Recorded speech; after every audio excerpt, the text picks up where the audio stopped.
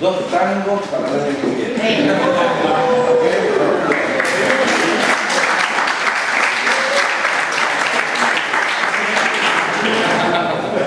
Pero los tangos son medio tristes, entonces ahí meter un tango iba a bajar el ánimo. Dije, no, mejor que sigan con eso. ¿Estamos ya? Bueno, ¿recuerdan el análisis de la última de las conferencias donde yo describía, había dibujado aquí ese concepto, digamos, o la racionalización que se hacía de un concepto de óptimo que se cumple en ese equilibrio general? Luego, como ese equilibrio general no se alcanza, se producen los fallos del mercado, y debido a los fallos del mercado el Estado debe intervenir para mejorar la situación. Eso es tanto el argumento que uno ve en lo que suele llamarse la teoría de la economía del bienestar clásica, atribuida a este economista Alfred Kibu, como también el argumento de Samuelson en los bienes públicos. Es la misma lógica. Ahora, el argumento asume que el mercado falla, y donde el mercado falla, el Estado tiene éxito. ¿Y en virtud de qué? ¿Dónde está escrito que y cómo se muestra, cómo se puede demostrar que donde este falla, el otro va a tener éxito? Entonces, en verdad, lo que se llama análisis económico de la política es cuando los economistas van y dicen, a ver, vamos a ver cómo funciona el Estado, a ver si realmente está en condiciones de resolver los fallos del mercado, o si no tiene problemas propios que a lo mejor empeoran la situación en vez de mejorarla. Y ese es básicamente el contenido de lo que se llama análisis económico de la política, que aquí vamos a ver, obviamente, en forma breve. Pero básicamente se trata de lo siguiente. Vamos a analizar entonces la mano visible. El mercado es la mano invisible. ¿Y de qué se trata? Bueno, de que vamos a querer obtener en alguna sociedad, digamos, algunos bienes y servicios en forma colectiva, a través de este mecanismo de la política. Para eso, para que funcione la mano visible, en buena medida hace falta, para que funcione, ¿no? Y para que no pase esas cosas que ustedes ven ahí, ¿no? Pues lo que queremos es que funcione realmente, por ejemplo, la policía. Para que realmente funcione, la verdad que el mecanismo de la política necesita de ciertos elementos que son los mismos elementos que hacen falta para que funcionen los mercados. De ahí que de pronto podamos utilizar la economía para analizarlo. ¿Y estos cuáles son? Veamos primero en el análisis de la mano invisible, del mercado. Bueno, primero hace falta que se revelen las preferencias de la gente. ¿Qué es lo que la gente quiere? Necesitamos que se note eso, ¿sabe? ¿Cuáles son las preferencias de la gente? Luego tiene que haber algún mecanismo que esa información la condense y la transmita a quienes van a recibir esa información y van a tener el incentivo para proveer esos bienes y servicios que la gente quiere. Entonces, en el mercado, ¿cómo actúa eso? Los individuos revelan sus preferencias que se muestran a través de precios. Esos precios actúan como señales que le indican a los productores qué es lo que hay que producir. Y entonces va guiando las acciones de los productores hacia producir lo que los consumidores quieren. Bueno, en la política se trata de algo similar. Se tienen que revelar las preferencias, digamos ahora, llamémosle, no de los consumidores, sino de los electores o de los votantes. Esas preferencias tienen que ser traducidas de alguna forma en una especie de señal, que podría ser un resultado electoral, por ejemplo. Y esa señal le debe indicar a los productores, digamos, qué es lo que los votantes están demandando y guiarlos a través de incentivos para que ofrezcan lo que los votantes quieren. O sea que en ese sentido el mecanismo es similar. Por supuesto que la gran diferencia, como vamos a ver, es que, y no es para nada menor, es que en el mercado los oferentes compiten entre sí, mientras que acá estamos hablando de una organización que es por definición monopólica. En todo caso lo que hay es una competencia por el monopolio, pero luego se elige a un monopolista. Entonces, el proceso es relativamente similar. Vamos a ver, el asunto de lo que se trata entonces es de ver si este proceso en el ámbito de la política genera un resultado cercano a lo que los votantes quieren. ¿Y qué los votantes quieren? Mínimamente quieren que funcione eso, ¿no es cierto? Pero parece que a veces no. Entonces les voy a presentar acá algunas fotos que voy a ir explicando. Por ejemplo, fíjense de arriba, Secret Nuclear Bunker. Digo, perdón, si es secreto van a poner un cartel diciendo dónde está el Nuclear Bunker. O ¿quién pintó la línea ahí de la calle esa? ¿Quién puso el poste en la mitad de la calle? Y dice, de acá me dicen keep right, pero me señalan a la izquierda. U otra, sí, pero podrían haber sacado la rata antes de pintar las líneas ahí. Acá parece que se equivocaron con el stop, no me salió muy bien. O el school, acá también andan con problemas. ¿O quién hizo ese camino que lleva hasta la pared ahí? Mire, justo, en España ahí al final. Y además queremos que trabajen, ¿no es cierto? Los policías, ¿no? Digo, ¿dónde? ¿Cómo van a? Se la pasan en todo el día.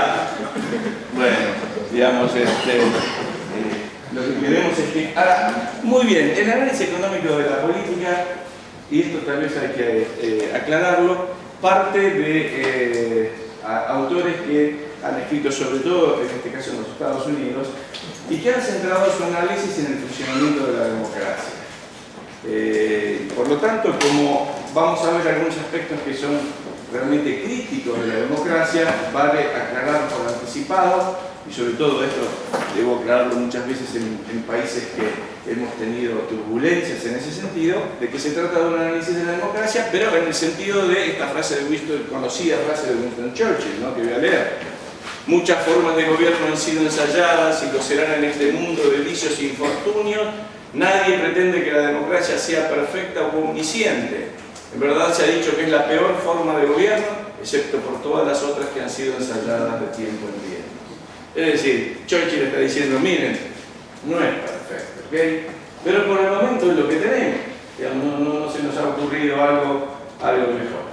Y digo esto porque, claro, a veces aparecen críticas al funcionamiento de la democracia y alguna oportunidad me echa, pero usted prefiere la dictadura. Pero no, simplemente estoy diciendo que no es perfecto. Nosotros, en el regreso de la democracia, luego de gobiernos militares allá en el año 83, tuvimos un candidato que luego fue presidente, que hacía campaña diciendo, por ejemplo, con la democracia se come, con la democracia se educa, con la democracia se construyen viviendas, y después resultó electo y fue electo para probar que eso no era cierto. Porque la verdad que la democracia no te garantiza ninguna de esas cosas, ¿verdad? Pero eso sí, se puede elegir cambiar de gobierno pacíficamente, digamos, en base a la decisión de una mayoría de votantes, pero no te garantiza ningún resultado en particular. Bueno, entonces vamos a analizar este proceso entonces de revelación de las preferencias y cómo funciona el mecanismo de la mano visible. Para empezar, el public choice, o este análisis económico de la política, discute un supuesto que había asumido la economía neoclásica tradicional. Yo hice en la clase anterior ese gráfico de la oferta y la demanda, es como un aspecto central del análisis del funcionamiento del mercado. Ahora, si uno mira ese gráfico y dice, bueno, pero esta oferta y demanda, ¿eso en qué entorno político estamos asumiendo de que esto se produce o se realiza? Es decir, ¿qué gobierno hay, para ser más específico, en ese gráfico? Bueno, no hay ningún gobierno. Ese modelo de análisis de cómo funciona el mercado simplemente asume lo que en economía y con exactas palabras se llama, asume la existencia de un dictador benevolente. ¿Qué quiere decir un dictador benevolente? Bueno, veamos las dos palabras. ¿Dictador por qué? Bueno, dictador viene de el análisis que hace tradicionalmente la ciencia política de lo que es el Estado. Para la ciencia política, el Estado es el monopolio de la coerción, el monopolio del uso de la fuerza. Esa es una definición generalmente aceptada por la ciencia política. Y yo creo que es correcta. Fíjense ustedes que cuando hay algún tipo de desafío a ese monopolio, hay problemas. Es decir, vamos a poner el caso de Colombia, por ejemplo. Si la FARC desafían el monopolio de la coerción del gobierno, hay problemas. Si Chávez quiere invadir Colombia, hay problemas. O si delincuentes, digamos, o ladrones, criminales, etcétera, ¿qué están haciendo? Están desafiando también el monopolio de la coerción del Estado sobre un determinado territorio. Esa es un poco una definición que viene de Max Weber, es una definición tradicional y asumida. Muy bien, es el monopolio de la coerción. ¿Por qué benevolente? Porque se asume que utiliza ese monopolio para perseguir el bien común. Por eso se le agrega entonces ese adjetivo de benevolente. Ajá, entonces tenemos que es un monopolio, pero que tiene el objetivo de perseguir el bien común. Acá es donde entra el análisis económico de la política y dice, yo voy a cuestionar eso. Porque la verdad es que lo que necesitamos es una teoría que nos permita explicar la realidad. Ese es el objetivo de las teorías. Y si yo voy a asumir que el Estado, que los políticos, su incentivo y su objetivo es promover el bien común, creo que no voy a entender más de la mitad de las cosas que suceden allí, ¿no es cierto? Cuando uno ve todas esas historias, bueno, las que aparecen todos los días en los diarios, de que este se quedó con tantos millones o de que este nombró a sus parientes en tal puesto y en otro, dicen que eso significa promover el bien común. Me parece que acá deberíamos cambiar ese supuesto y los precursores del análisis de la política, en este sentido James Buchanan sobre todo y Gordon Tullock, lo que plantean es vamos a remover ese principio y vamos a asumir el mismo que asumimos cuando analizamos el mercado. Los individuos persiguen su interés personal. ¿Y qué ocurre en el mercado? Los individuos persiguen su interés personal y son guiados como por una mano invisible a promover el bien general. Esa es la famosa frase y la genial esa metáfora de Adam Smith. En la política ocurre lo mismo. Los individuos persiguen su interés personal y son guiados realmente a obtener un resultado que podamos llamar algo así como el bien general. Bueno, no sé, vamos a ver, pero en principio vamos a asumir que persiguen su interés personal, porque si no tendríamos que tener dos tipos de personas distintas. Los que están en el mercado persiguen su interés personal y los que entraron a la política del Estado, por alguna mágica razón, persiguen el bien común. Unos son egoístas, otros son altruistas. Vamos, en realidad es la misma gente, que de pronto está fuera del mercado y de pronto está en el Estado y después vuelve al mercado. Entonces, como son los mismos, vamos a asumir simplemente que persiguen su interés personal y vamos a ver si hay mecanismos que permiten entonces que ellos terminen promoviendo algo que podamos definir como bien general. Cuando, para hacerlo, digamos, y en el funcionamiento de este sistema nos vamos a enfrentar con los dos mismos problemas que nos encontramos al analizar el mercado. Hay problemas de información, la información no es completa, la información está dispersa, y nos vamos a encontrar con problemas de incentivos. Es decir, hay incentivos entonces suficientes y poderosos como para que guíen las acciones de la gente hacia este bien común. Bueno, vamos a ver entonces este proceso. Yo dije que era primero la revelación de las preferencias, luego juntar esto, de alguna forma obtener algún resultado que sea una señal y que envíe esa información a quienes deberían tener los incentivos como para producir eso. Vamos primero entonces a la revelación de las preferencias. ¿Cuáles son las preferencias de los votantes? Bueno, acá nos encontramos, ya nos empezamos a encontrar problemas. Algunos de ellos tienen que ver con que las demandas de bienes y servicios por parte del Estado vienen mezcladas.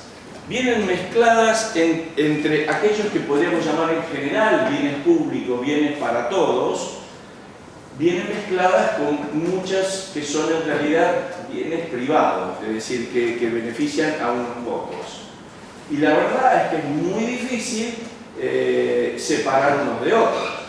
Por ejemplo, cuando se demanda de pronto una industria, digamos aquí la industria del pepino, demanda protección y subsidios.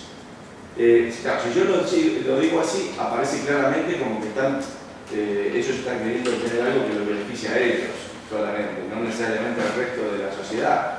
Pero ellos no son tan tontos como plantearlo de esa forma. Lo van a plantear en términos de que esto hace al bien común y al orgullo de España o lo que sea. ¿Cierto? No, acá hay que apoyar a la producción de pepinos, porque la producción de pepinos genera trabajo y genera trabajo en gente que vive en pequeñas comunidades, que no hay que dejarlo solo, y toda esa serie de argumentos que uno ve. Entonces, todo eso va llegando como demandas de bienes públicos y el elector, como vamos a ver, va a tener que, en cierta forma, tratar de entender cuál es una demanda por un beneficio particular y cuál es alguna demanda que podría ser de algún servicio común y general para todos.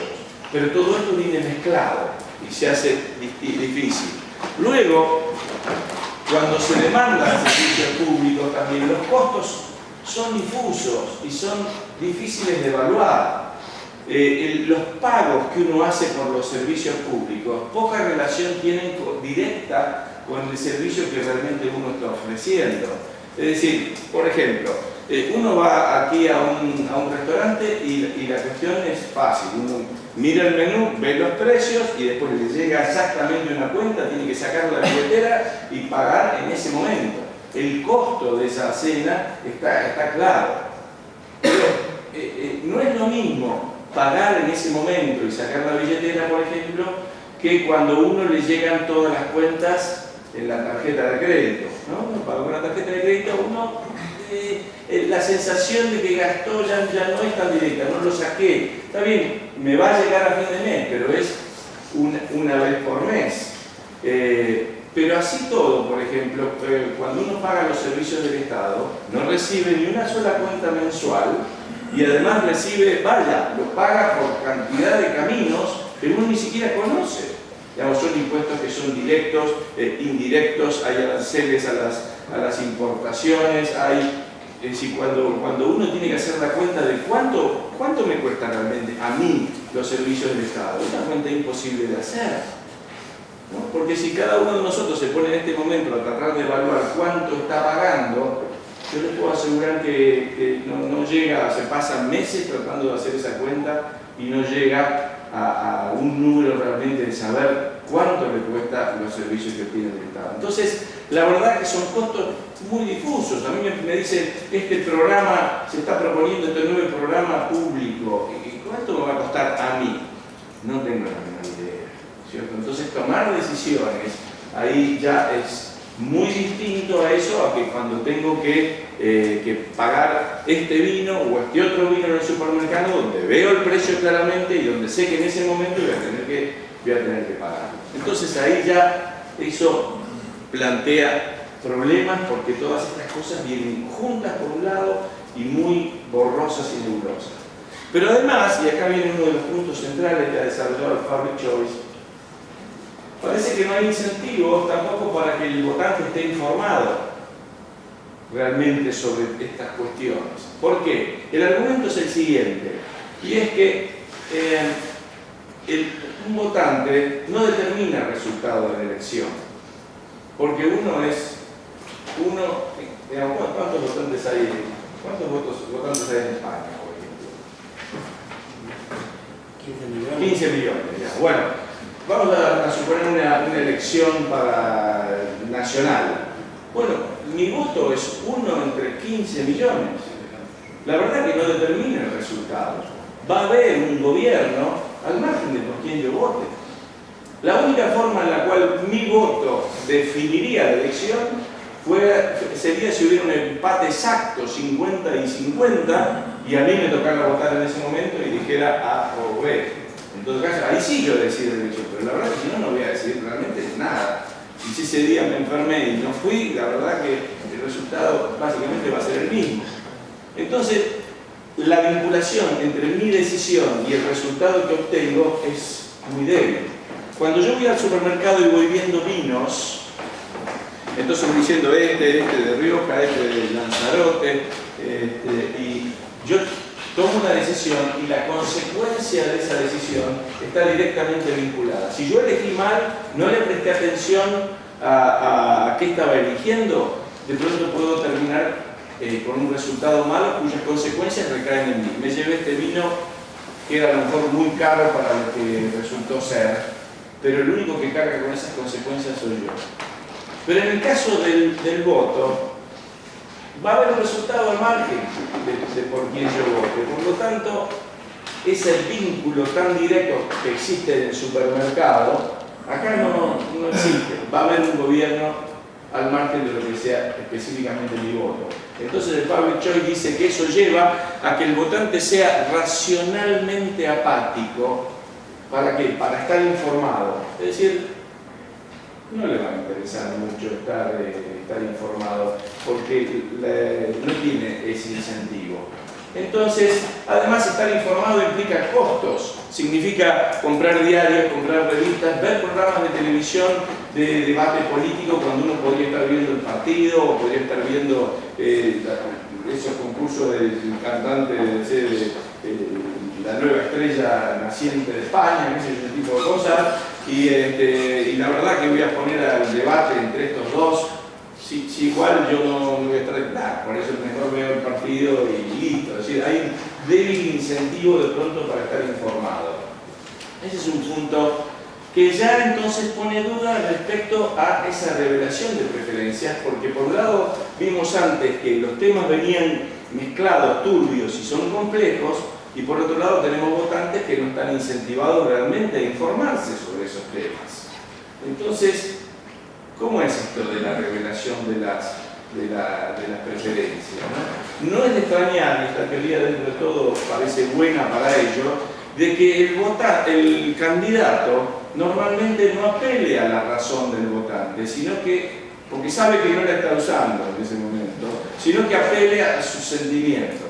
Entonces el candidato que hace, besa a niños, saluda a trabajadores, se envuelve con la bandera, ese tipo de cosas. Tiene además, sabe que la atención del votante son 20 segundos en la televisión en el horario pico, y entonces tiene que hacer algún gesto de ese tipo, pero ninguno ve a un candidato que dice: espera un momento aquí que yo le voy a leer mi plataforma, mire, tiene 30 hojas, pero espera un momento, a ver, hoja 1, mire, enseguida le hacemos clic con el control remoto y no lo vemos más. Y él lo sabe, tiene que apelar a otro tipo de sensaciones y de emociones y no a la racionalidad del votante, porque parece que ella no vale. Bueno, esta es una visión, digamos, clásica del public choice. Ahora, últimamente una serie de autores, algunos debo decir, bueno, esto llevaría a lo siguiente, fíjense como derivación de esto. Si la gente no está informada de esa forma, entonces el representante electo de pronto podría decir una cosa durante la campaña, pero luego hacer otra una vez que está en el gobierno, ya que la gente distraída, no está informada, etc. Es decir, más específicamente podría apelar a los votantes mientras es el proceso electoral, pero luego atender los intereses de lobbies o de sectores particulares. Es decir, daría esta visión una sensación de que acá hay un fallo de la democracia, ¿no? Que no necesariamente la democracia atiende el interés de las mayorías, sino que le permite digamos, desinterés del votante, le permite a los políticos de pronto atender otros intereses, o los propios, y no los de los votantes. Ahora, hay otras visiones más nuevas que no solamente dicen que el votante sería racionalmente apático, sino que sería ya irracional. Y básicamente con el mismo argumento, de que como no decide su voto, el resultado, el estar informado acerca de cómo funciona la sociedad, cuáles son las leyes de la economía, etcétera, etcétera, eso es muy costoso. Entonces, que lo mejor, o lo que suele hacer es tomar cualquier teoría que interprete el funcionamiento de la sociedad, que normalmente son teorías erróneas desde el punto de vista de las ciencias sociales. Entonces, que agarra cualquier basura que anda dando vueltas por ahí porque apela de alguna forma a su interpretación o una interpretación sencilla de cómo funciona la sociedad, pero que realmente es totalmente irracional. Y esta segunda visión lleva a un resultado distinto, diciendo, no, ¿saben qué? La democracia funciona. Los representantes hacen lo que los votantes quieren. El problema son los votantes, que lo que quieren es realmente malísimo, porque no le prestan 2 minutos de atención a cómo funciona la sociedad, cómo funciona la economía, etc. Es decir, la primera visión, digamos, lleva a decir, no funciona, hay una separación entre políticos y votantes, los políticos hacen la suya, digamos, y la segunda lleva a decir, sí funciona, el problema son los votantes, ¿no es cierto? Y los políticos hacen lo que los votantes quieren, pero el problema es lo que los votantes quieren. Bueno, y esta segunda dice que, por ejemplo, hay típicamente distintos, vamos a ver, estoy sacando acá de 2 autores. Uno, el primero viene de un libro de Brian Kaplan, que es un profesor de George Mason, que escribe un libro que se llama El mito del votante racional, que precisamente se dirige a esto. Y entonces dice, acá hay varios sesgos que aparecen siempre en la opinión de la gente. Un sesgo antimercado. Siempre la gente recela del mercado, le cuesta entender y es más fácil ver la mano visible del Estado. Bueno, en cierta forma es entendible porque la mano invisible es invisible, la visible es como muy visible. Luego hay un sesgo anti-extranjero. Todo lo nacional es mejor, todo lo de extranjero no, eso es una amenaza muchas veces, un problema. Luego hay un sesgo pro-empleo. Toda política que genere empleo está bien, cuando todos sabemos que no necesariamente. El trabajo es un recurso dentro de la economía y no siempre maximizar el uso de recursos es lo más eficiente. Y luego hay un sesgo pesimista. Siempre las cosas fueron mejorantes, ahora está todo mal, siempre antes fue mejor, ahora el clima está horrible, antes era todo... En fin, ese tipo de sesgo. Luego hay otros autores, son 2 en realidad que se llaman Pincione y Tesson, que escribieron un libro muy interesante sobre el fracaso de la deliberación. Bueno, ahí hay un chiste de Mafalda, ¿no? que ella está viendo el diccionario y dice democracia, del griego demos, pueblo, y kratos, autoridad. Dice gobierno en que el pueblo ejerce la soberanía. Claro, le agarra un ataque de risa en el cual no lo puede parar hasta que se va a la cama. Básicamente para el que no lee no se puede ver a veces, ¿no? Bueno, estos autores plantean, porque hay una teoría en la ciencia política que es la teoría de la democracia deliberativa.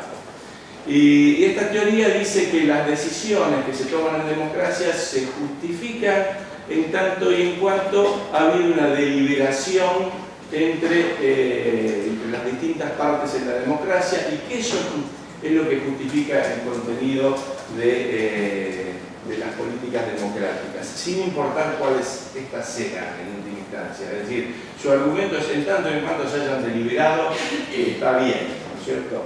Estos autores critican eso porque dicen que la deliberación fracasa, de la misma forma que hay un fallo, o se habla de fallos del mercado, hay fallos en la deliberación. ¿Por qué? Porque hay un costo muy elevado para entender las ciencias sociales y por lo tanto la gente toma decisiones, llamémoslas así, baratas, porque además toda esta discusión está envuelta en la demagogia y porque además, como el Estado tiene amplios poderes de redistribución, esto ha generado entonces que haya sesgos en la discusión de aquellos que reciben y de aquellos que dan, digamos, en este ámbito. Y plantean algunos problemas en particular, de los cuales voy a tratar de mostrar algunos ejemplos. ¿Cuáles son los fallos que ellos ven? Dicen, normalmente se apela a una explicación de mano visible cuando es de mano invisible. Es decir, por ejemplo, la gente, tal vez no son los mejores ejemplos, yo busqué algunos, ¿no? La gente cree que la moneda es una función esencial del Estado. Y yo, por ejemplo, que soy profesor en la Facultad de Derecho, los alumnos de Derecho ya vienen con eso como se lo sellaron en la mente. Dice, la moneda es una potestad, en esas palabras usan, una potestad irrenunciable del Estado. Pero la moneda, Menger, el origen de la moneda, surgió, todo lo que vimos acá, eso es un proceso de mano invisible, no de mano invisible, no, ellos ya vienen con eso. O si no, por ejemplo, se cree que los gobiernos pueden fijar, esto es un poquito más técnico, pueden fijar el tipo de cambio real. gobierno puede fijar tan solo el tipo de cambio nominal, el tipo de cambio real lo fija el mercado, que es el resultado de todos los precios en la economía. Pero se cree que eso puede, el gobierno puede hacerlo. Bueno, luego hay soluciones que son de suma cero, cuando para las ciencias sociales